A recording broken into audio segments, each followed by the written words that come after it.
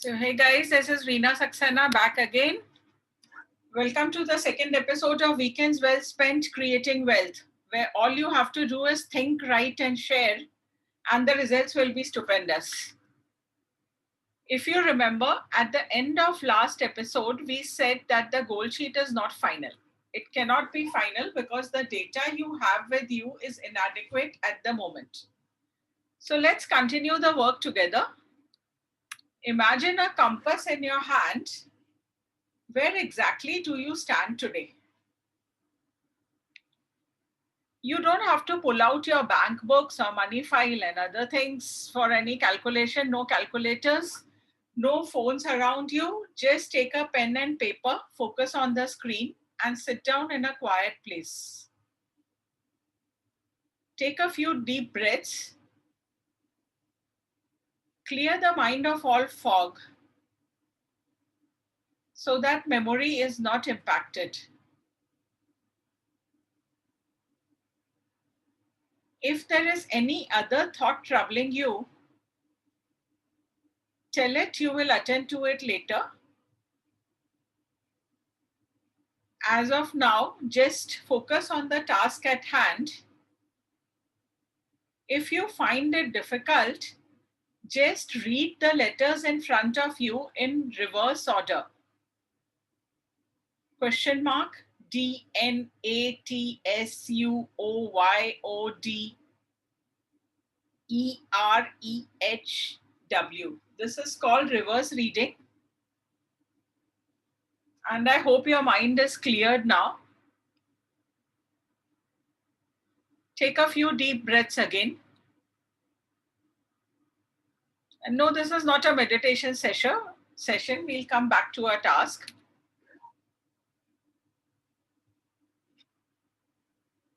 How much money do you have in your savings accounts and mobile wallets? We are talking about the money which you can spend or withdraw. Just write a ballpark figure. It doesn't have to be accurate. If you want to total it down, fine. Otherwise, it's not necessary. You can do that later. Rough figures, whatever 3, 4, 5 accounts or 1 or 2 wallets that you have.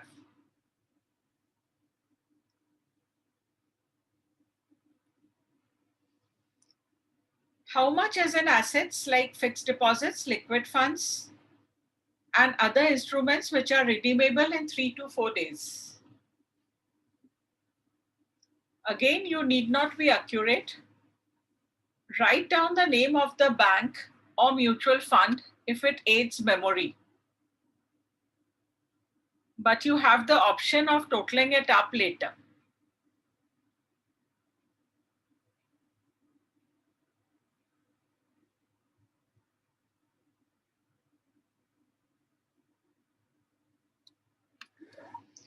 Do you have an emergency fund?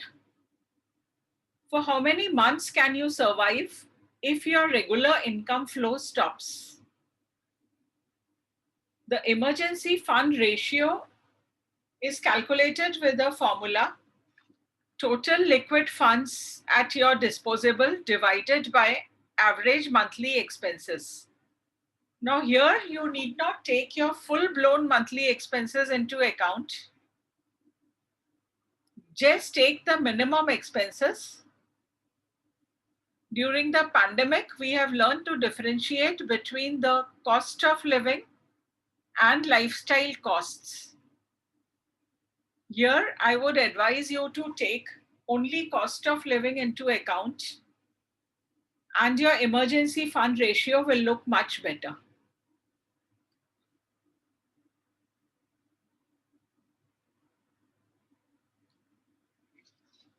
What is the amount of debt you owe?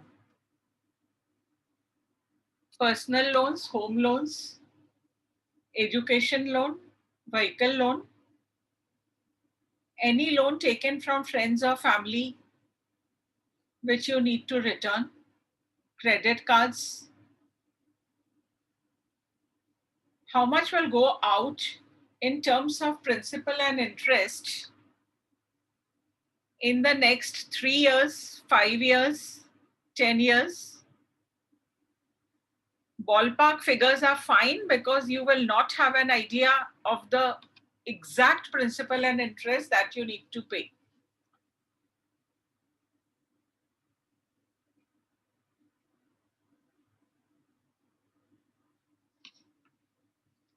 Is there any outstanding credit card debt which is unpaid beyond the due date?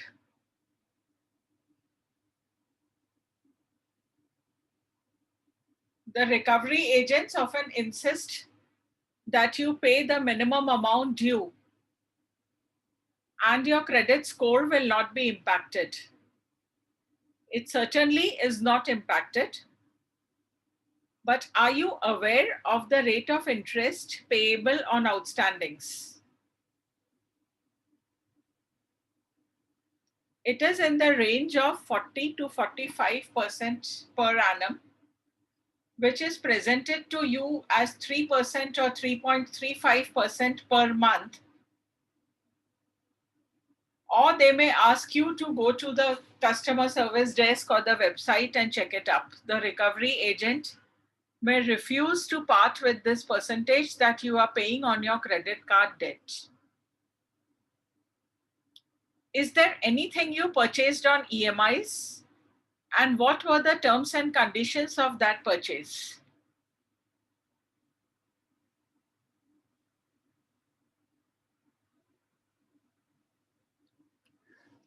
Is there anything you feel uncertain about? Cost of that gadget you need to replace, you are not sure of, but just write it down. And you may just have to go to some online site and take the price estimate from 3 or 4 sites later. Cost of your child's education.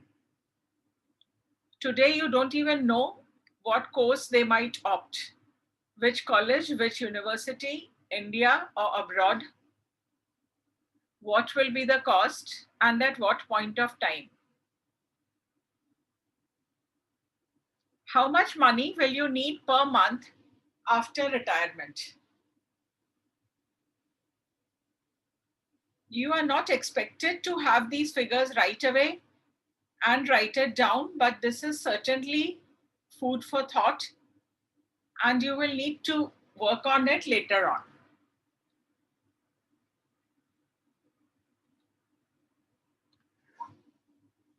Take stock of your insurance covers, life insurance, health insurance, general for your vehicle, home insurance or any other thing that you might have insured. If you are eligible for free treatment or any other employer's benefit, in case the benefit extends beyond retirement, like say getting treatment from an army hospital or a railway hospital or something like that, take note of that because that will reduce the need for health insurance.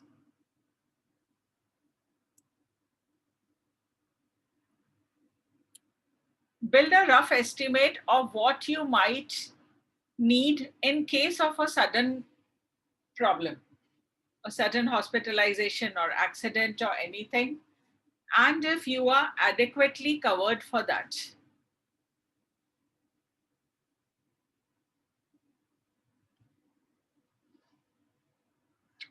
Now that you are moving out of the fog, get down to work on the weekend.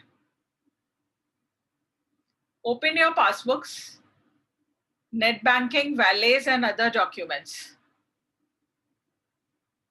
Check everything. Tell yourself you are comfortable.